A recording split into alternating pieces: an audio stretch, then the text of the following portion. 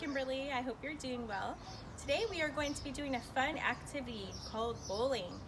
All you need for this activity is a rubber ball.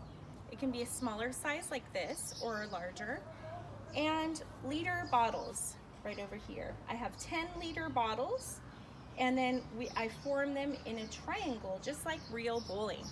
So let's get started. I'm gonna come over here and stand, and for the younger kids you can have them go up a little bit closer like this. I'm gonna go a little bit farther back and then hold it with your hand underneath and bowl. Whoa! And this is a great counting activity.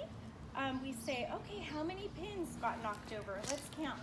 1, 2, 3, 4, 5, 6, 7, 8. We have 8 that are knocked over, and we have 2 remaining. Now I'm going to take these and put these off to the side and try to get these 2 knocked over. Also, let me get the ball.